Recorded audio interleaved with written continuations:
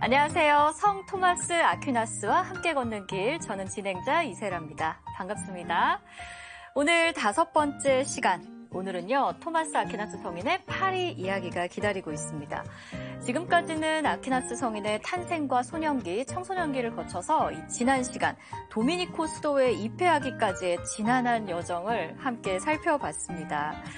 오늘도 저희를 중세 문명의 황금기로 안내해 주실 분이시죠. 박승창 교수님 나오셨습니다. 안녕하세요, 교수님. 네, 안녕하세요. 이번에도 같이 또 한 번의 여행을 떠나게 되겠네요. 네, 반갑습니다. 오늘도 함께해 주시는 분이십니다. 철학 박사이시자 철학 상담을 교육하시는 노성숙 교수님이십니다. 어서 오세요. 네, 안녕하세요. 한국상담대학원대학교 노성숙 교수입니다. 네. 아유, 반갑습니다. 진행자님은 토마스 아퀴나스를 이제 너무너무 사랑하시는 것 같아요. 티가 나나요? 이제는 남다르고 뭔가 말씀하시면서 아주 생기도 돌고 네. 토마스가 성장하는 모습을 아주 잘 동행하고 계신 것 같습니다. 그래서 역시. 뭔가 저도 이 여정이 굉장히 보람이 있습니다. 그럼요. 제가 요즘은 이제 이 시간만 기다립니다. 말도 안 해요. 녹화 하루 전에는 거의 무언 수행을 합니다. 그래요? 이 시간에 말을 다 하려고. 아주 반갑네요. 네. 이 교수님, 우리가 진짜 토마스 아퀴나스 성인의 생애가요. 각 여정마다 한 편의 드라마를 보는 것처럼 그렇게 저는 느껴집니다. 드라마틱해서 너무나 재미가 있는데 저 진짜 노 교수님이 말씀하신 것처럼 이 토마스 아퀴나스 성인에게 빠져들고 있어요. 정말로? 네, 지금 정말입니다. 네. 저도 토마스 아퀴나스 연구자지만 알수록 좀 흥미롭고 연구에 대한 동기 부여를 해주는 성인이십니다. 이분을 연구하면서 저는 철학과 신학뿐만이 아니라 교회사도 공부했고 특히 십자군 전쟁도 연관되니까 열심히 보고 고딕 성당 등 미술과 건축들에 대해서도 중세 문명의 여러 흐름에 관해서 공부하게 만들어주셨습니다. 네. 선생님께서. 저는 이렇게 처음에는 이 성인의 학문적인 탁월함, 뭔가 이렇게 엄친아적인 요소 이런 것에 굉장히 놀라움을 느끼고 흥미를 느꼈었는데 시간이 지날수록 이분이 가지고 있는 영적인 갈망 같은 것들에 굉장히 저도 감화가 될 때가 있어요. 또 지난 시간이었죠. 우리 시장 통해서 만난 이 도미니코 그 설교를 하시는 분의 이 여기서 받은 인상 이런 것들을 그냥 흘려보내지 않고 따라가잖아요. 네. 수도회로 따라갔던 이 행동력도 굉장히 인상이 깊었습니다. 탁발 수도의 입회를 반대하는 어떤 가족들에 의해서 탑에 갇히기도 하고, 그렇죠. 그러면서 아주 시련을 이겨내고 이제는 온전히 성인으로서 자기 자신의 의지로 이제 여정을 밟아 나가게 됩니다. 저한테는 나를 죽이지 못하는 것은 나를 더욱 강하게 만든다라는 니체의 구절이 있어요. 그 구절이 떠오르는데 토마스 역시 가족 안에서의 어떤 시련을 다 겪어내고 이제는 오히려 아주 단단해져가지고 이제 자신의 길을 가는 모습인데요. 이제 우리는 이렇게 더욱 단단해진 토마스의 다음 여행지는 바로 파리가 아닐까요? 그렇겠죠. 파리. 지금이야 파리 하면은 뭔가 패션, 예술, 문화 이런 것들이 떠오르는데 중세 13세기의 파리는 또 어떤 곳이었을까요? 그 당시에도 파리는 유럽 문화의 넘버원 최고의 도시였습니다. 무엇보다도 최고의 대학이 있는 곳이었기 때문에 철학자들의 도읍이라고 불렸습니다. 파리는 토마스 아퀴나스의 삶에서 아주 뜻깊은 도시인데요. 파리 대학의 동료들을 비롯해서 평생의 스승님도 이곳에서 만나게 되었고요. 토마스는 전체 인생에서 3번이나 파리에 머물게 되는데요. 이번 시간에는 처음의 유학 시절에 대해서 이야기를 나누어 보도록 하겠습니다. 본격적인 이야기에 앞서 진행자님은 파리의 랜드마크 하면 무엇이 떠오르시나요? 오랜만에 질문을 또 딱 받습니다. 파리의 랜드마크라고 하면은 전 에펠탑, 네, 노트르담 대성당 이런 것들이 좀 떠올라요. 그리고 워낙 이렇게 문화 콘텐츠로도 많이 제작이 됐잖아요. 노트르담 드 파리 뮤지컬, 영화 노트르담 꼭추, 이런 대성당이 먼저 좀 떠오르는데요. 네. 사실 에펠탑이야 중세에 없었고요. 네. 그런데 중세에 있었던 것 중에서는 아주 정확하게 얘기해 주신 것처럼 대표적인 관광지가 바로 노트르담 대성당인데요. 파리를 처음 오는 분들에게 파리의 첫 이미지를 심어주는 곳이라고도 할 수 있겠습니다. 고딕 양식 성당 특유의 웅장한 외관과 내부의 아름다운 스테인드 글라스를 마주할 때면 마치 그 순간만큼은 정말 크나큰 하느님의 은총 속에 있는 것을처럼 느끼게 됩니다. 스테인드 글라스를 바라보다 보면 그 장엄함과 경건함, 고딕 성당의 뛰어남에 대해서 우리는 감탄할 수밖에 없는 그러한 장소라고 생각합니다. 네, 노트르담 대성당 저도 아주 오래 전이지만 이제 가본 기억이 나는데 장엄함, 경건함 이런 표현이랑 굉장히 잘 어울리는 그런 곳이 아닐까 싶습니다. 우리 박 교수님이 이 성당에 가셨을 때 당연히 노 교수님도 같이 가셨겠죠? 네. 사람들이 파리의 첫인상 하면 노트르담 성당을 떠올리기가 쉬운데요. 그렇죠. 사실 토마스가 파리에 도착해서 제일 먼저 마주한 것은 바로 이 노트르담 대성당이었습니다. 역시. 네, 바로 저도 한 번은 이 노트르담 대성당에서 파이프 오르간 연주회에 참석할 기회가 있었어요. 근데 너무 그러니까 그 아름다운 장미창, 양쪽에 있는 장미창을 바라보면서 그 연주를 들었을 때 그 너무나 황홀한 정말 환상적인 어떤 경험을 했습니다. 근데 그러면서 사실 여러 가지 생각이 들었는데요. 정말 한여름의 더위도 씻어주고 제 안에 있었던 몸과 마음의 묵은 때들이 이렇게 벗겨지는 그런 어떤 아주 좋은 체험을 했고요. 그러면서 이 자리에 토마스 아퀴나스도 앉아 있었을 것 같고 그리고 이 자리에 오늘날까지 얼마나 많은 사람들이 앉아 있었을까라는 상상을 해보았습니다. 네.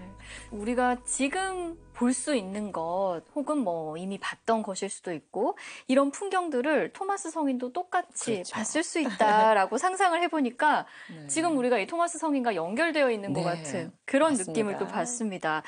노트르담 대성당이 어쨌든 토마스 성인 시대에도 있었다고 하니까 굉장히 오래된 성당인 거잖아요. 네, 노트르담 대성당은 아주 유구한 역사를 자랑하는 성당인데요. 첫 공사는 1163년에 교황 알렉산드르 3세가 명령을 내려서 시작되었습니다. 대성당의 서쪽 정면은 1225년에 경에 완성되었고요. 서쪽 정면에 탑이 2개가 있는데 이 탑 2개와 북쪽에 있는 장미창은 토마스가 파리에 도착한 직후인 1250년에 마무리되었습니다. 네. 성당 전체의 완성은 처음 시작한 후에 183년이나 걸려서 1345년에야 축복식이 거행되었습니다. 토마스가 파리에 처음으로 첫 발을 디딘 것이 1245년이니까 그때면 아마도 노트르담 대성당의 서쪽 정면은 우뚝 서 있고 양쪽에 탑이 올라가면서 장미창이 만들어지고 있었던 그런 시대라고 말씀드릴 수 있겠네요. 네, 지금 저희가 보는 이런 노트르담 대성당의 모습이랑 토마스 성인이 봤던 모습이랑은 약간의 차이가 또 있었을 것도 같습니다. 또 몇 년 전에 교수님 제가 기억나는 게 화재가 있었잖아요. 네, 맞습니다. 대성당이 또 크게 피해를 입기도 했었습니다. 네. 2023년에 저희가 한 15년 만에 이 대성당을 방문하고 싶었는데요. 사실 보수공사가 한참 진행되고 있었어요. 보도에 의하면 2024년 12월에 일반인들한테 공개된다고 합니다. 네. 근데 이 청년 토마스와 연관이 있는 성당이요. 파리의 노트르담 대성당 한 곳인가요? 아마도 다른 성당도 많이 다녀가시지 않았을까 싶은데요. 네. 제가 노트르담 대성당을 바라보면서 모두 다 건축 중이었고 보수 중이었기 때문에 제대로 본 아쉬움을 달래기 위해서 다른 성당 한 곳을 여러분들께 보여드리기 위해서 찾은 성당이 있는데요. 생샤펠이라고 하는 성당입니다.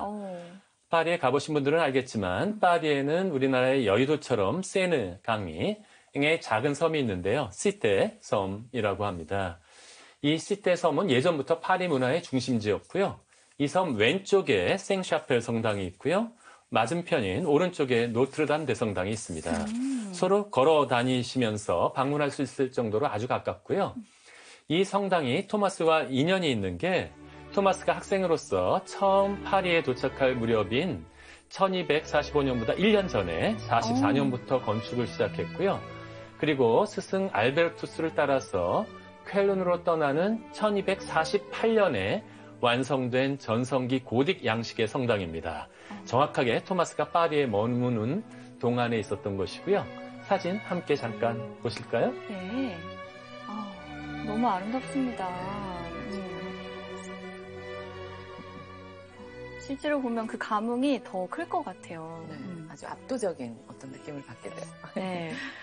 이 사진을 쭉 보다 보니까 이 생샤펠 성당에 대해서 더 알고 싶다라는 생각이 드는데요. 네. 스테인드 글라스만 해도 너무나 놀랍지만 네. 이 생샤펠이라고 하는 이 의미가 바로 거룩한 소성당 또는 경당을 의미하는데요. 화면에 나가는 것처럼 당시 프랑스 국왕이었던 루이 9세의 명령으로 이 건설이 시작됐습니다. 루이 9세는 토마스가 파리에 체류하는 기간에 프랑스를 다스렸던 왕인데요. 신심이 아주 매우 깊었다고 합니다. 워낙 신심이 깊고 많은 존경을 받았던 왕이어서 후에 성인 품에 오르게 됩니다. 프랑스 왕 중에서는 유일한 성인이신데요. 그래서 성왕 루이라고 불리는 분이었습니다. 이 루이 9세는 특히 성유물에 대한 관심이 많아서 이를 구하는 데는 돈을 전혀 아끼지 않았습니다. 그분이 모으신 내용 중에서 가장 유명한 것은 네. 예수 그리스도가 십자가상에서 쓰고 있었다는 가시관과 그 십자가의 일부, 이것은 쪼개져서 여러 곳에 흩어져서 보관되고 있는데요. 그리고 또한 성경에 이름은 나오지 않지만 예수의 옆구리를 찔렀을 때 사용되었다는 롱기누스의 창, 십자군 전쟁과도 관련이 되어 있죠. 그 다음에 십자가에 달린 예수님의 입술을 죽여주었던 해면 등 당시의 십자가와 관련된 여러 가지 성유물은 루이 9세가 거의 다 수집했다고 해도 과언이 아닙니다. 놀랍습니다. 그리고 이 성유물을 보존하기 위해서 세운 것이 바로 생샤펠 성당이었던 것입니다. 네, 말씀을 듣다 보니까 정말 이번에 가면은 새로울 것 같아요. 맞아요. 다시 한번 교수님의 설명을 듣고 또 한번 방문을 해보고 싶습니다. 토마스 성인은 이 생샤펠 성당에 있는 이 파리에서 어떤 생활을 했을지가 궁금합니다. 유학생 신분이었던 거잖아요. 공부를 열심히 했겠죠? 네, 맞습니다. 그래서 이것을 기승전결로 좀 더 차근차근 풀어보면 더 풍성해질 것 같은데요. 네. 우선 지난 여정을 한번 돌아보겠습니다. 진행자님, 네. 퀴즈 한번 내도 될까요? 네. 준비가 됐습니다. 토마스 성인께서는 왜 파리에 오게 되셨죠? 공부하려고요, 교수님. 네, 자기가 공부하고 싶어서 막 혼자서 막 그렇죠, 걸어왔나요? 그렇죠. 아니지? 그 도미니코 수도회 총장님이 우리 청원자 이 토마스가 파리에 가서 공부를 하기를 또 원하지 않으셨겠습니까?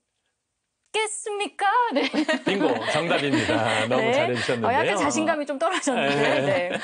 정말로 열심히 따라오신다는 것을 느낄 수 있는데요. 정확하게 알고 계시고요. 당시 파리에는 도미니코회 수도사들이 모여 함께 생활하고 있었던 생자크 수도원이 있었습니다.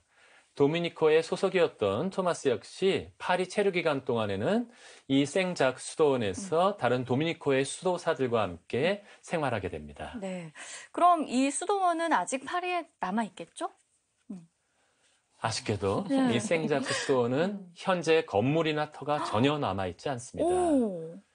저는 파리에 갈 때마다 네. 생자크 수도원을 찾고자 애를 많이 썼습니다. 네. 여러 곳에서 자료도 찾아보고 마치 미제 사건을 수사하는 탐정처럼요. 네. 열심히 발품을 풀고 했지만 종종 이렇다 할 결과를 얻지 못하곤 했습니다. 아니, 이건 근데 너무 약간 미스테리인데요? 그 예수님의 옆구리를 찔렀다고 알려진 그 창의 유물도 남아있는 판에 어떻게 이 수도원이 남아있지 않을 수가 있어요, 교수님? 네, 800년밖에 안 된 네. 커다란 건물과 어마무시한 땅들이 모두 다 사라져버리게 되었던 것이었죠. 네. 뭔가 이렇게 교수님께서 탐정처럼 굉장히 많은 수사를 하셨을 것 같아요. 그 수사의 결과를 좀 저희에게 알려주실 수는 없나요?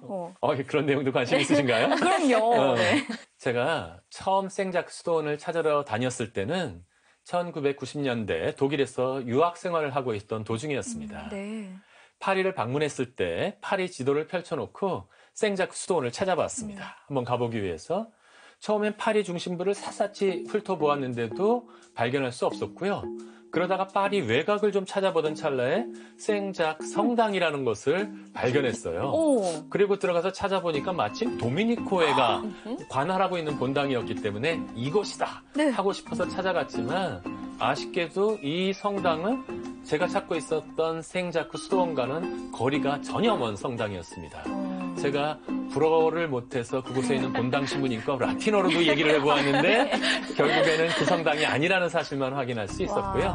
우연히 이름이 겹친 것이었죠. 네네. 그래서 그때는 제가 생자크 성당을 발견할 수 없었습니다. 안타깝게도. 아쉽습니다. 그 당시 파리 유학 중이던 저희 지인이 건축을 공부하셨었어요. 그래서 그분의 정말 전문가의 자문까지 동원을 해서 저희가 사료까지 역사적인 사료도 찾았습니다. 그리고 그것을 바탕으로 그 예상되는 곳곳을 다 샅샅이 훑었거든요. 네. 그런데 남아있는 게 아무것도 없었어요. 너무 다리 아팠고요. 너무 다리 왜냐하면 여기 갔다 저기 갔다 하느라고. 그런데 다리 아픈 것보다 네. 더 속상한 것은 정말 그렇게 의미 있었던 그런 공간이 아무런 형체도 없이 사라져버렸다는 게 그게 더 속이 상했습니다. 정말 그렇네요. 이거는. 네. 놀라운데요. 그래서 이번에 다시 파리에 방문했을 때 2023년이었죠. 더 면밀하게 자료를 좀 찾아보았습니다. 13세기 당시에 파리 고지도와 현재의 지도를 비교해 보기도 했는데요. 정확한 장소를 찾기가 쉽지 않았습니다. 파리가 도시와 국가 차원에서 여러 번의 대규모 공사가 진행되어서 당시와는 길이나 구조가 완전히 달라져 버렸기 때문입니다. 또한 생자크 수도는 프랑스 대혁명 이후에 완전히 파괴되었기 때문에 아무런 유적도 남지 않았다고 합니다. 뭐 프랑스 대혁명, 나폴레옹의 파리 개조 사업, 프랑스 역사에서 많은 일들이 또 있었으니까요. 정말 답답하셨을 것 같아요. 두 분이 다리도 아프고 네. 우리 도 교수님. 속도 상하고. 그러니까요. 이 여러 번의 이 탐문 조사도 어쨌든 뚜렷한 성과가 또 없었던 거네요. 네. 그렇지만은 않았습니다. 그렇지만 않았어요. 또? 네. 일단. 우연히 반가운 소식인데요. 생자크 수도원 지역이 있었던 지역으로 추정되는 한 성당에 13세기의 당시의 수도원의 모습과 현재의 파리 지도를 대비시켜 놓은 석판이 있다는 사실을 확인했습니다. 한 줄기 빛과 같은 정보였는데요. 그 성당은 바로 생테티엔 리몽이라고 하는 성당이었습니다. 이 성당은 성 주누비에프 언덕, 판테온과 가까운 곳인데요. 위에 위치하고 있었는데 이곳에는 중세시대 때 이미 유명한 수도원이 위치하고 있었습니다. 이 성당은 성녀 제노베파라고 하는 성녀의 성유물을 모시고 있는 성당이었는데요. 성녀 제노베파라고 하면 본명도 가지고 계신 분들이 계신데 5세기 초에 파리 근교에서 태어나가지고 성 게르마누스의 설교를 들은 다음에 감명을 받고 수녀회를 창설하신 분이고 자성과 금욕 생활을 했던 분이십니다. 한번 화면을 보여드리면 이 성유물, 아름다운 금빛으로 장식되어 있는 곳에 예전에 제노베파 성녀의 성유물이 있었고요. 이 제노베파 성녀는 특히 파리의 주보 성인으로 많은 사랑을 받고 있는 분인데요. 많은 이들이 이곳에 경배하기 위해서 오는데 이 성가대석에 들어가기 직전 벽면에 놀랍게도 도미니코회와 생자크 수도원의 역사를 기념하는 석판이 붙어 있었습니다. 오. 그 화면을 자세히 보시면 네. 더욱이 그곳에서 활동했던 유명 인물들이 위쪽부터 쭉 나오고 있는데요. 네. 토마스 아퀴나스의 스승 알베르투스 막뉴스와 토마스 아퀴나스의 이름도 거기에서 나오고 있습니다. 그리고 그 아래쪽에는 지금은 사라져서 아무것도 남지 않은 도미니코 회의 수도원의 위치가 지금의 도로들에 겹쳐서 붉은 실선으로 표시되어 있었습니다. 제가 이렇게 장난처럼, 농담처럼 탐문수사 뭐 이런 표현을 쓰긴 했는데 이 정도면 거의 뭐 뭐 탐문수사 탐정을 넘어서 고고학자, 뭐 고고학에도 우리 교수님은 일가견이 있으신 것 같습니다. 뭐 라틴어의 중세에 대한 지식에 영화 인디아나 존스가 저는 또 퍼뜩 떠오르는데요. 과찬이십니다. 그 정도는 아니고요. 완전히 제가 허당 칭찬이라고 실수가 잦아서 저거를 사진을 찍고 가서 드디어 찾았다라고 아주 네. 용감하게 했는데. 도로도 네. 나와 있으니까 생자크 수도원을 찾기 위해서 지도를 받으면서 열심히 찾았는데 발견되지 않았습니다. 그래서 너무 실망해서 근데 가만 보니까 옆에 있었던 우리 네. 노 선생님께서 지도를 제대로 들고 보고 있는 게 맞냐고 물어보시더라고요. 거꾸로. 그래서 보니까 거꾸로 보고 있다는 걸 가르쳐줘서 제대로 정체한 다음에 찾아가서 그곳에 가서도 바로 찾지 못했을 때 네. 너무 찾기 힘든 곳에 있었습니다.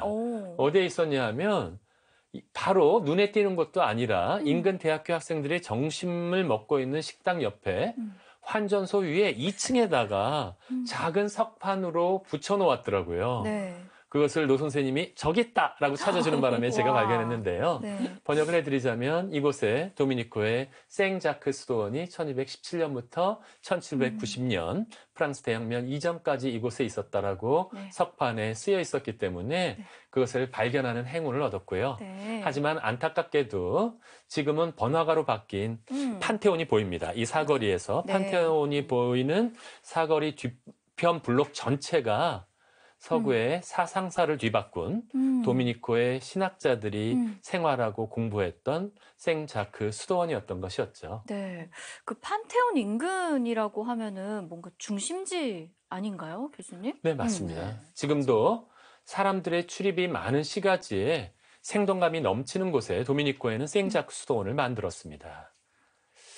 탁발 수도회들은 왜 세상의 번잡한 도시에 수도원을 세웠는지 노 선생님 혹시 아시나요?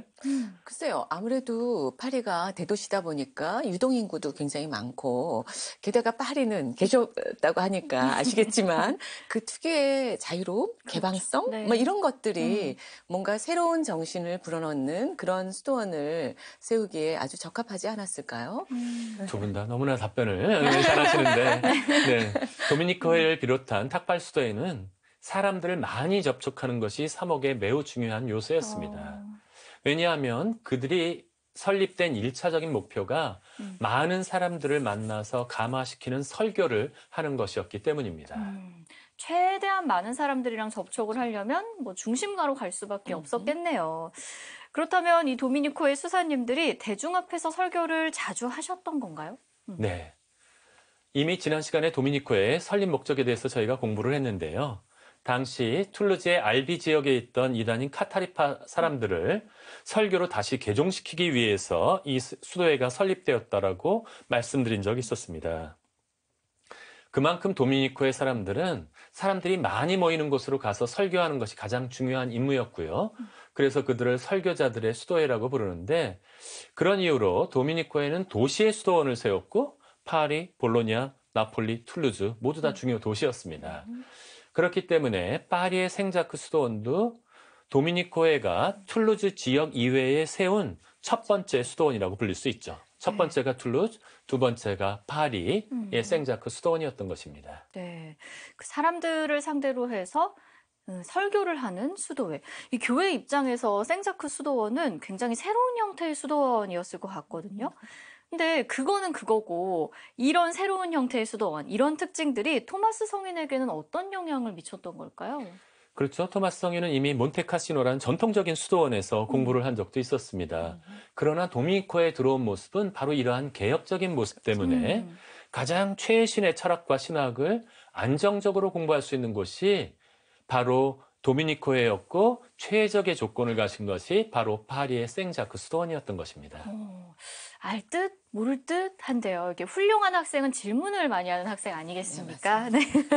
말씀을 듣다가 궁금한 게요. 첫 번째로는 생자크 수도원이 지닌 개혁적인 모습이라는 게 어떤 건지 궁금하고요. 또 다른 하나는 안정적으로 공부를 할 수 있었다는 거는 또 무슨 의미인가요, 교수님? 너무 날카로워서 이제 대충 넘어갈 수가 없는데요. 네. 우리 이제 저도 진행자님이 질문 이제 공격하시네. 완전히 토마스 아퀴나스한테 빠져드신 것 같아요. 하나씩 천천히 설명을 드려보도록 하겠습니다. 네. 카타리파의 확산을 막기 위해서 자신의 수도를 성 도미니크께서 세우셨는데 이단에 대항해서 지속적으로 싸우기 위해서는 그리스도교 지식인들이 아리스토텔레스를 연구하고 이용해야만 한다는 생각이 드셨습니다. 그래서 아리스토텔레스를 연구할 수 있도록 아리스토텔레스 사상이 재발견되었다는 얘기는 우리가 이미 공부한 적이 있었기 때문에 당시에 아리스토텔레스의 사상이 드러났을 때는 이것은 최첨단의 학문이었습니다. 이전까지는 전혀 공부한 적이 없었기 때문에 바로 이 아리스토텔레스를 공부하는 것이 도미니코 성인이 바라볼 때는 우리 전체 그리스도교 교회에 도움이 된다라고 생각하고 있었고요. 그렇기 때문에 자신의 탁발 수도사들이 파리 대학 신학부의 교수들이 될 수 있도록 승인해달라고 파리 대학 측에 요구했습니다. 그것은 왜 그랬냐 하면 도미니코에 들어오신 분들이 보통 분이 아니셨어요. 이미 타 대학에서 공부하고 때로는 파리 볼로냐 같은 곳에서 대학 교수 하던 분들이 학생들과 함께 도미니코회에도 들어오기 때문에 그랬습니다. 네. 그래서 만약에 그들이 교수가 된다면 그리스도교를 위해 도움이 된다고 판단된 아리스토텔레스 철학을 가르칠 계획이었습니다. 아리스토텔레스를 강의 금지령을 내리는 보수적인 입장이 있었다면 도미니코회 본들은 온건하게 아리스토텔레스를 활용해서 그리스도교에 도움을 주려는 목적을 가지고 계셨던 것이었죠. 당시 중세 학교들의 연합체로 막 탄생해서 급속하게 성장하고 있었던 파리 대학의 입장에서도 뛰어난 학문적인 자질을 이미 갖춘 사람들이 신흥 수도의 인재들을 파리 대학으로 받아들이는 것은 환영할 만한 요소들이 되었던 것입니다. 네. 더더군다나 생자크 수도원은 안정적인 재원이 마련되어 있어서 수도사들이 공부하고 연구하는 데는 큰 불편함이 전혀 없었던 것입니다. 근데 아까 우리 전 시간에도 그랬고 도미니코회는 탁발 수도회다 맞아요. 이런 네. 얘기 했었잖아요, 교수님. 네. 탁발 수도회라고 하면은 뭔가 좀 재정적으로는 약간 힘들 것 같다라는 느낌이 들거든요. 근데 안정적인 재원이라고 또 표현을 하시니까 앞뒤가 안 맞는 거 아닙니까, 교수님? 네. 어떻게 된 일이죠? 네. 와, 강의실에서도 한 번 받아보지 못한 질문을 우리 네. 진행자님께 계속 받고 그래요. 있는데요. 그러면 조금 더 네. 자세히 설명을 드리도록 하죠. 청빈한 삶, 그들이 탁발 수도에 하면서 개인적인 수사들이 매우 가난하게 산 것은 사실이지만 연구를 한다라든지 이런 것들을 하기 위해서는 책 한 권이 외제차 한 대 값을 할 정도로 비쌌기 때문에 와. 재원이 마련되지 않았다면 연구하는 것도 사실은 불가능한 상태였습니다. 그렇기 때문에 현실적인 측면에서 자신들의 사치를 위해서가 아니라 연구라든지 그 양성을 위해서 안정적인 재원을 확보하려는 노력이 있었는데요. 그것을 도와준 분이 아까 생사펠에서 만났던 프랑스 왕 루이 9세이십니다. 네. 루이 9세는 도미니코회한테 특별한 관심과 후원을 했는데요. 많은 침실과 함께 300명의 수사들이 수용할 수 있는 식당을 갖춘 새 수도원 신축을 도와주었습니다. 와. 거기에 대해서 토마스가 오던 그때부터 오히려 더 잘 풀렸는데요. 가을 이전부터 1263년 사이에 생자크 수도원의 도미니코 회원들은 취득했거나 그들이 사는 것이죠. 아니면 증여받아서 더 많은 재산을 보유하게 되었던 것입니다. 생자크 수도원의 학문적인 개혁성과 재정의 안정성은 더 많은 수도자들을 그곳으로 불러들였고요. 그들이 함께 공동 작업하고 열띤 토론을 수도원과 파리 대학에서 벌이면서 스콜라 철학과 신학이 사상적으로 지니고 있는 장점을 아주 잘 연구할 수 있는 토대가 마련되었던 것입니다. 네. 한 가지 예만 들어보면 아까 종이가 굉장히 비싼 양피주로 만든 시절이었기 때문에 그리고 또한 인쇄술도 아직 발전되지 않았습니다. 그렇다면 책을 만드는 것은 온전히 다 수사본, 그래서 수사본이라고 불리는 것인데요. 손으로 일일이 책들을 하나하나 필사하지 않으면 책을 소유할 수 없었던 것입니다. 근데 학자들이 책 한 권을 정서하는 데만 한 달이 걸립니다. 이 책을. 네. 빨리 읽고 탐구해야 네. 되는데 그것을 할 수 없는 상황 속에서 동료 수사들이 때돈 어려운 철학책과 신학책을 자신은 이해하지 못하면서도 글씨를 예쁘게 쓰고 그림을 예쁘게 그릴 수 있는 수사들은 수도원에서 모여서 동료 수사들이 탐구 작업을 연구를 할 수 있도록 필사 작업들을 다 도와주었습니다. 와, 도미니코에서 양피즈를 그 비싼 양피즈를 구입해서 수사들이 자유롭게 쓸 수 있도록 해주고 필사자들까지 힘을 모아서 도와줬다는 것은 엄청난 도움이었고요. 그렇겠네요. 알베르투스 막뉴스라는 스승과 토마스 아퀴나스는 이러한 개혁 수도원에서 지원을 한껏 받으면서 뛰어난 학자들과 함께 연구하고 그들이 하는 강의를 들으면서 마음껏 성장해 나갈 수 있었던 것입니다. 네, 잘 들어보니까 그리스의 그 위대한 사상가 아리스토텔레스의 재발견, 그리고 또 이렇게 번역, 필사, 그리고 학문의 인프라를 마련해주는 어떤 수도회, 그리고 또한 파리 대학에서 보는 것처럼 학문의 자유가 막 주어진 그런 대학에서의 활발한 연구 활동, 이런 것들이 모아져서 13세기가 정말 중세 문명의 황금기를 이루게 된 것 같으네요. 아, 맞습니다. 네. 저렇게 노 교수님만 나오면 마음이 편안합니다. 진행자가 해야 될 정리를 우리 노 교수님이 딱 또 해주시니까 저도 열심히 해보겠습니다. 네. 맞습니다.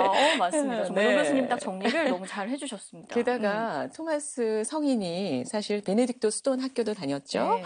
그리고 나폴리 대학에서 아리스토텔레스 수업도 받았죠. 네. 그리고 파리에 와서는 정말로 안정적인 어떤 그런 수도원의 주거 환경 속에서 그리고 알베르투스 마그누스라는 아주 위대한 스승까지 만나서 본격적으로 철학과 신학을 공부하게 된 거죠. 오, 새로운 인물이 또 등장하는 것 같아요. 네. 두 분이 정리를 워낙 잘해주셔서 올해 처음 아마도 이 네. 방송을 보시는 분들도 앞으로의 이야기를 충분히 잘 따라갈 수 있을 것 같은데요. 네. 여기에 아마 방점을 찍는 정확하게 예측하셨는데 한 가지 더 있었습니다. 네. 여러 차례 지나가면서 이름이 나왔던 위대한 스승 알베르투스 마그누스를 이 파리의 생자크 수도원에서 만나게 되었던 것입니다. 라틴어로 마그누스는 정말로 위대한 분들 앞에 붙이는 명칭이거든요. 그러니까 예를 들어서 알렉산드로 마그누스, 알렉산더 대왕이고요. 칼루스 마그누스, 칼 대제 이런 사람들 앞에 붙는 명칭입니다. 사람의 이름이 아니라 어떤 명칭인 거네요, 이거는. 네. 그 명칭이 오히려 이름이 될 정도로 네. 아주 위대한 분이었는데요. 알베르투스 마그누스는 토마스 아퀴나스의 스승으로 주로 많이 알려져 있는데 때로는 지금은 요즘에는 알베르투스 마그누스에 대한 연구도 아주 활발하게 이루어지고 있습니다. 네. 그때 당시에는 사실은 토마스 아퀴나스보다도 더 유명한 분은 바로 이 알베르투스 마그누스라는 분이었고요. 이분의 별칭이 또 하나 있는데요. 네. 독토르 코무니스 또는 독토르 우니베르살리스라고 불려서 보편 박사라고 불렸습니다. 보편 박사? 거의 모든 학문 분야에 아주 가장 뛰어난 네. 분이었고요. 이분한테는 무엇이든지 질문을 던지면 네. 한 사흘 정도는 그냥 다 떠들 수 있을 정도로 야. 대단한 지식을 네, 가지고 네. 있었던 분이었고요. 와. 그렇기 때문에 학자적으로는 예외적으로 아까 노 선생님께서 설명해 주신 마그누스, 위대한이라는 칭호를 들을 만큼 유일합니다. 학자로서는 많은 사람들의 이미 존경을 받고 있었고 그런데 이렇게 박식한 지식을 얻게 된 데는 아리스토텔레스의 도움이 있었습니다. 저보고 만일에 뽑으라 그런다면 네. 서양 사상사 안에서 가장 박식한 사람은 저는 아리스토텔레스라고 생각하고요. 오, 네. 중세 내에서 가장 박식한 사람은 바로 알베르투스 마그누스라고 부를 수 있는 것입니다. 네. 그런데 1240년부터 48년까지 알베르투스 마그누스께서 파리 대학에서 교수로서 강의하고 계셨는데요.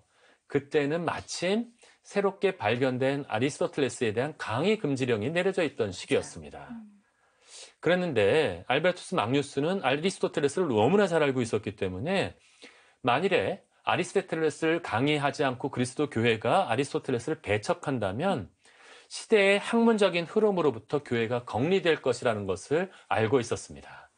그래서 도미니코의 생자크 수도원의 사람들한테 뭐라고 얘기했냐면 여러분들은 새로운 시대가 오게 되는데 아리스토텔레스의 시대가 올 때 그들을 제대로 가르치기 위해서 지금부터 준비되어 있어야 한다는 이야기를 했던 것입니다. 네. 그래서 파리 대학에서 금지되어 있던 자연학과 형이상학에 대한 내용들도 생자크 수도원에서는 강의하기 시작했고요.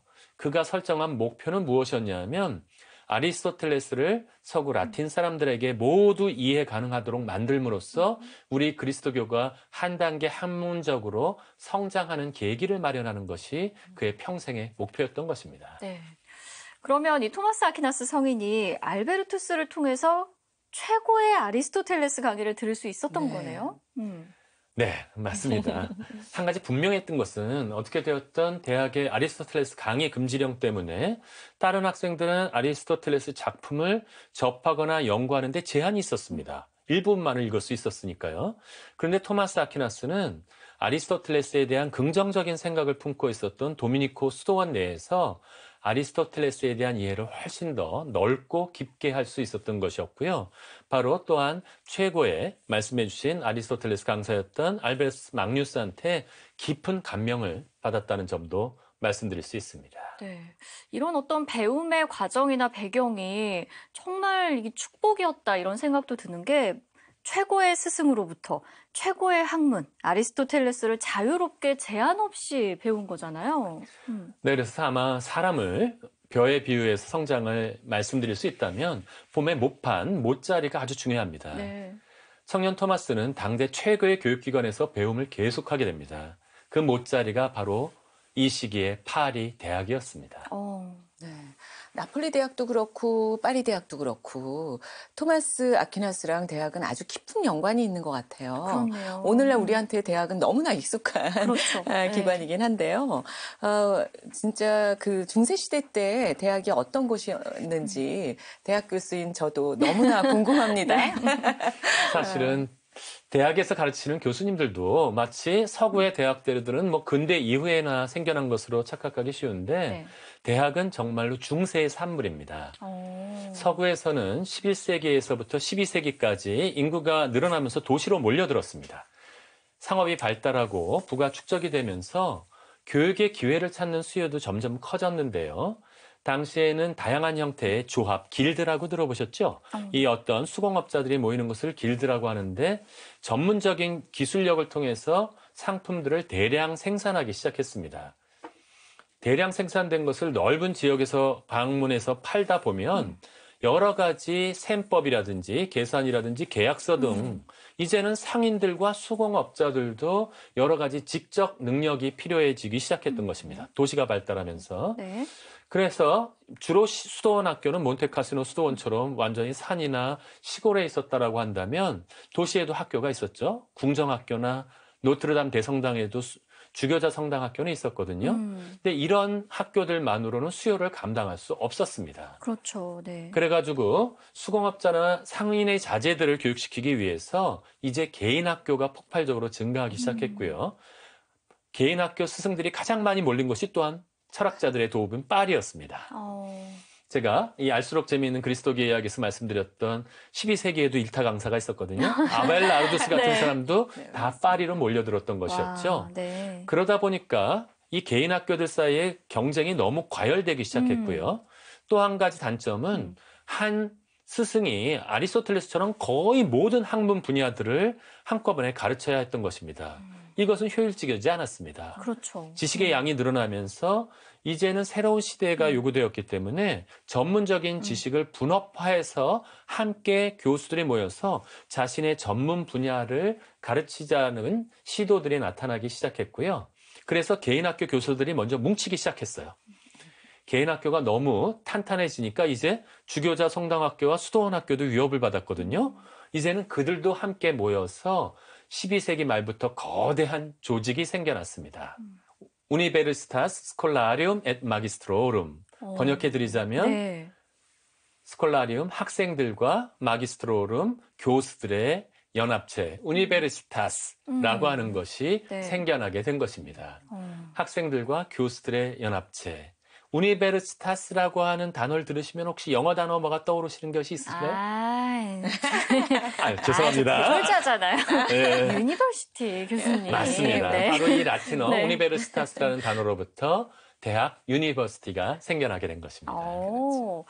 지금 약간 낯선 개념 같기도 한데 교수와 학생들 간의 연합체. 그거를 이제 대학의 탄생이라고 볼 수가 있는 거네요. 네, 맞습니다. 그러면 이거 중세 때 대학의 모습은 어떤 모습이었을까요? 지금이랑 좀 비슷했을까요? 비슷한 모습도 있지만 꽤나 많이 다른 부분이 더 많다라고 얘기할 수 있는데요. 네.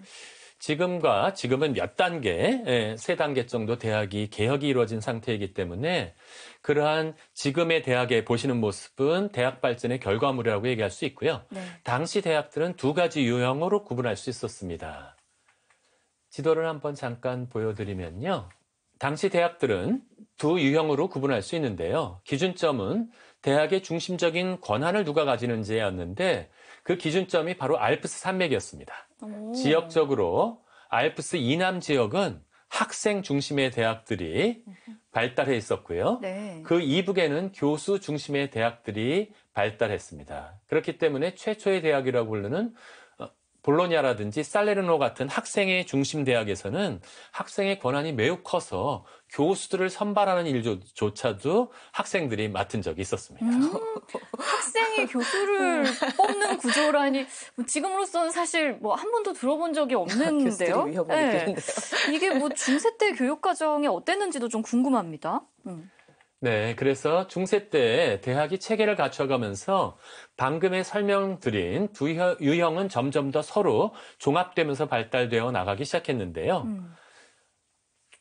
어린 나이에 신입생들은 지난번에 토마스 아퀴나스가 15세 갔을 때 보통 17세부터 우리나라 고등학교 2, 3학년 나이면 대학에 가는 학생들도 있었는데 먼저 인문학부에 입학해가지고 4에서 6년 동안 7자유학예를 비롯해서 기초 학문과 철학을 배웠습니다. 네. 기본 소양을 닦는 시간이었고요. 요즘에 자유전공학부를 많이 새롭게 하겠다 그러는데 사실은 중세대학의 인문학부가 그런 역할을 했던 것입니다. 인문학부에서 학위라고 해서 바칼라우레우스 4에서 6년 정도를 공부했기 때문에 거의 석사 정도의 수준까지 공부를 시켰는데요. 그 다음부터 진학하게 된 게 상위학부라고 하는 신학부, 법학부, 의학부로 진학할 수 있었습니다. 이 학부들은 우리 지금 의학전문대학원이나 법학전문대학원 정도의 수준을 생각하시면 좋은데요. 인간의 육체적인 생명을 다루는 의학이라든지 사회적인 생명을 다루는 법적으로 생명을 빼앗을 수도 있고 무기징역을 내릴 수도 있기 때문에 생명을 다루는 법학, 그리고 사회 영적인 생명까지 다루고 있는 신학과 같은 것은 인문학부에서 인간과 세계에 대한 지식을 충분히 배운 다음에야 올라갈 수 있는 구조를 가지고 있었습니다. 그러니까 인문학부에서 먼저 기본 소양을 좀 쌓고 네. 상위 학부로 진학을 해서 전문가가 되는 그렇죠. 과정을 밟는다. 정확하게 정확합니까? 이해하셨습니다. 예. 네. 근데 앞서서 이 대학은 교수나 또는 학생들이 주도를 했다라고 설명을 해주셨잖아요. 요즘의 대학이랑은 또 좀 다른 것 같기도 한데요. 네. 저도 이것이 가장 마음이 아픈 부분이고요. 네. 여러 차례 방송에서도 말씀드린 적이 있었는데 중세 대학의 원래 모습이 현재 우리가 잊고 있는 어떠한 가치를 상기시켜주는 것 같습니다. 중세 대학의 설립 과정이 현재 우리가 간과하고 있는 대학의 가치를 다시 한번 생각하게 해준다고 저는 믿고 있습니다. 네. 우리가 잊고 있었던 대학의 가치. 그게 무엇일지 또 궁금합니다. 제가 생각하는 대학은 뭐 가장 원론적인 얘기가 될 수도 있지만 그러니까 뭐 사회의 인재 이런 사람들을 양성하는 어떻게 보면 최고의 교육기관, 네, 최종적인 교육기관 뭐 이런 것들이 아닐까 싶거든요. 네. 인재 양성이라는 측면은 대학에서도 예외가 아니었지만 아주 중요한 차이가 있었습니다. 네. 중세는 아주 엄격한 신분 사회였는데요. 중세의 대학은 출신 성분이 아니라 순수하게 능력만을 선발 기준으로 삼았습니다. 오. 평민 출신의, 귀족이 하는 평민 출신의 교수일지라도 그들의 능력이 뛰어나면 공평하게 인정받을 수가 있었고요. 귀족 자제 학생이나 그렇지 않은 학생이나 차별 없이 공부했어요. 저희가 독일에서 공부할 때도 독일에서는 부모님이 부유하다고 대학생들이 사치스러운 옷을 입고 다니지 않습니다. 똑같이 청바지를 입고 그래서 부모님이 누가 부유한지도 모르고 아무런 차별 없이 공부할 수 있는 분위기가 있는데요. 네. 중세 대학은 더 심했고요. 이러한 평등의 실정은 철저한 계급사회인 중세에서는 아주 파격적이었습니다. 네. 또한 신분이라든지 국적, 파리에서는 온 유럽에서 온 모든 다양한 국적의 사람들이 한번 공부하고 있었고 언어도 다 달랐지만 모두 다 라틴어를 썼기 때문에 공통적으로 할 수 있었고 또한 많은 사람들이 기숙사를 기증해 주었기 때문에 돈이 없는 대학생들도 능력이 있다면 열심히 공부해 주었는데 이 모든 대학인들을 하나로 묶어준 것이 있습니다. 그것이 뭘까요? 바로 학문적인 관심, 지식 탐구의 열정과 의지였습니다. 네. 공부를 하고 싶다는 열정과 음. 이 학문에 대한 사랑이야말로 중세 대학을 이루어주는 교수들과 학생들을 한 곳에 모았던 것이었고요. 그렇기 때문에 이 진리를 탐구하려는 공동체가 저는 대학이라고 말씀드릴 수 있습니다. 학문에 대한 사랑, 공부에 대한 열정.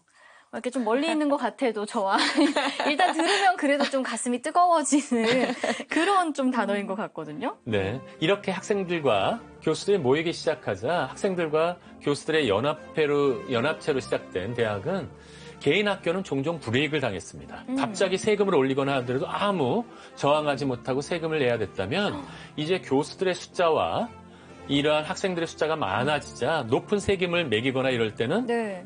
이제는 같은 힘으로 이것을 저항할 수 있게 된 것입니다. 어. 예를 들면 저희는 파리에서 세금을 너무 많이 매기게 된다면 다른 대학에서 다른 도시에서 저희를 오라고 얘기하고 있는데 옮길까요? 라고 위협하게 되면 개인 학교에 부과되었던 과도한 세금과 같은 것을 네. 저항할 수 있었고요. 만일에 파리에서 파리 대학에 옮겨간다면 가장 큰 타격을 입는 것은 시겠죠. 도시였습니다. 네. 그렇기 때문에 도시의 재정에도 큰 타격을 입힐 수 있었기 때문에 점차적으로 대학은 도시라든지 국가의 제약을 받지 않고 독립적인 힘을 가질 수 있게 되었던 네. 것입니다. 뭐 어떻게 보면은 이 대학의 영향력이 사회 안에서 점점점 커져갔다라고 볼 수가 있는 건데 이렇게 이 새로운 세력의 영향력이 커지면 기존의 세력들은 약간 좀 꼴보기 싫을 것 같은데요. 네. 그렇지 않을까요? 네. 지금도 기회만 되면 대학도 국가에서는 대학을 자신들이 통제하려고 하는 경향이 많이 나타나고 있는데요. 그렇죠. 새롭게 등장한 대학들이 영향이 커지자 도시나 국가는 대학을 자신의 통제 아래 두려 했습니다. 네. 그래서 신흥 대학들은 지역적으로 멀리 떨어져서 간섭하지 못하면서 자신들의 자유를 지켜줄 수 있는 더 큰 권위가 필요했습니다. 그 권위는 바로 교회였는데요. 대학들은 로마에 있는 교황이 자신들을 옹호해 주리라고 기대하면서 교황께서 공식적으로 대학을 보호해 준다면 국가나 도시가 어떻게 제한을 할 수 없을 것이라고 생각했습니다. 네. 그래서 각 대학은 교황청 직속 대학으로 인정되기를 원했고요. 그렇게 된다면 외교적인 면책 특권에 해당되는 사법권까지도 가질 수 있었기 때문에 많은 대학들이 자원에서 교황청 직속 대학으로 선포하게 되었던 것입니다. 그렇게 이 교황청 직속 대학이 되면은 원하는 것을 뭐 얻을 수 있는 건가요? 네, 아까 사법권과 같은 것도 얻을 수 있었고요. 네. 매우 자주적으로 자신들이 학문에 대한 방향을 결정할 수 있었기 때문에 이러한 것 때문에 많은 특권을 얻으면서 대학에 대한 위상은 점점 더 커져나가기 시작했습니다. 네.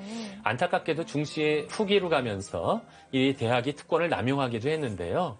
그래도 한 가지 변하지 않았던 것은 학문의 자유를 계속해서 추구했다라고 하는 것은 대학의 공통적인 특징이라고 말씀드릴 수 있겠습니다. 네. 네, 학문에 대한 사랑, 지적 열정, 그리고 그런 사람들의 공동체 이런 말을 들으면 제 가슴이 아직도 뜨겁습니다. 네. 근데 그러면서도 또 한편으로 오늘날의 대학을 생각하면 정말 대학을 졸업하고 취업을 하는 것도 굉장히 중요하지만 대학이 완전히 단순히 그 취업의 준비기관이 되어버리고 있는 이 현실을 볼 때 장기적으로 정말 사회나 국가에 이게 이로울까라는 생각이 들어서 그 안타까움이 좀 남아 있습니다. 네. 이분의 말씀을 들으면서 지금 우리 사회에서 이 대학을 사람들이 어떻게 바라보고 있고 또 실제 그곳에 다니는 학생들은 또 어떻게 대하고 있는지를 좀 반추해 보게 됩니다. 졸업한 지는 오래됐지만 저도 한번 난 어떤 학생이었나 이런 생각도 또 해보게 되고요. 네. 우리 토마스 아퀴나스와 중세 대학들의 발전 과정을 살펴보면서 특히 철학자들의 도읍 파리에 살았던 그들처럼 우리는 어떠한 모습을 가지고 살아가고 있는지를 돌아보게 되는데요. 우리도 눈앞의 이익만을 쫓아서 살아가는 것이 아니라 동료들과 함께 진리를 찾고자 하는 열정을 잃지 않는 그러한 사람, 그러한 사회가 되었으면 하는 바람입니다. 네. 토마스 아퀴나스 성인뿐 아니라 이 학문에 대한 열정, 애정이 있으신 두 분과 이야기를 나누다 보니까 저도 다시 이런 공부에 대한 열정, 진리를 향한 열정 이런 것들이 살아나는 것 같습니다. 일 좀 한다고 좀 공부를 소홀히 했는데 다시 정신 차리도록 하겠습니다. 네. 우리 모두 언제나 더 배우고 성장하고 고민하고자 하는 그렇게 삶을 살아가고자 하는 태도가 참 필요하겠다라는 그런 생각도 듭니다. 오늘의 여정 이제 마칠 시간인데요. 오늘의 여정도 이렇게 함께 쭉 걷다 보니까요. 중세 시대에 학문, 대학, 학자들이 쑥쑥 성장하고 변화하고 하는 그런 모습들이 쭉 그려지는 것 같습니다. 교수님 말씀처럼 이 13세기가 중세 문명의 황금 시대였다라는 말씀이 점점 더 회차를 거듭할수록 제가 깊게 맞아요. 공감이 되고 있습니다. 네, 중세 여행을 이렇게 훌륭한 해설가 박승찬 엘리야 교수님과 함께하고 있는 저희들은 정말 행운아인 것 같습니다. 네. 노 교수님은 또 선발대이시기도 하잖아요. 네. 토크로 또 저희와 함께 여행을 해주시고 계신데 어떤 것들을 느끼셨는지도 궁금합니다. 네, 여행이라는 거는 일상을 떠나서 새로운 장소를 만나는 거잖아요. 근데 그 장소에 얽혀 있는 역사, 문화, 예술 이런 것들을 알게 되면 아주 그 장소가 훨씬 다른 재미로 다가오기도 하고요. 그리고 우리가 지금 주인공으로 만나는 토마스 아퀴나스의 철학과 신학이 더해지면서 뭔가 재미에다가 플러스 깊은 어떤 감동 네. 이런 것이 함께 있지 않나라는 생각이 듭니다. 맞습니다. 우리 노 교수님은 이 여정에 너무너무 필요하신 분인 게요. 우리 박수창 교수님이 지도도 거꾸로 보면 다시 돌려놓고 해주시고 역할이 정말 지대하신, 공이 지대하신 그런 분이십니다. 감사합니다. 네, 교수님, 우리의 주인공 성 토마스 아퀴나스 성인은 다음 시간에는 또 어디서 무엇을 하게 되나요? 토마스 성인은 또 학문적인 성장을 위해 또다시 길을 떠나게 됩니다. 또다시요. 네. 그의 스승 알베르투스 막뉴스와 동행하게 되는데요. 다음 여정의 공간은 독일의 쾰른입니다. 쾰른 또 공부를 하셨던 독일로 또 떠나보도록 하겠습니다. 이렇게 토마스 아퀴나스 성인의 발자취를 쭉 따라가다 보니까 저 이제 유러피안이 된 것 같아요.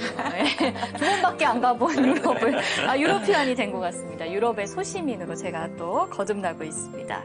다음 쾰른에서의 여정도 꼭 같이 해주시고요. 이야기도 함께 해주시기 바랍니다. 노 교수님 또 다시 뵙도록 하고요. 박순창 교수님 오늘 너무 감사합니다. 두 분 감사합니다. 네, 감사합니다. 감사합니다.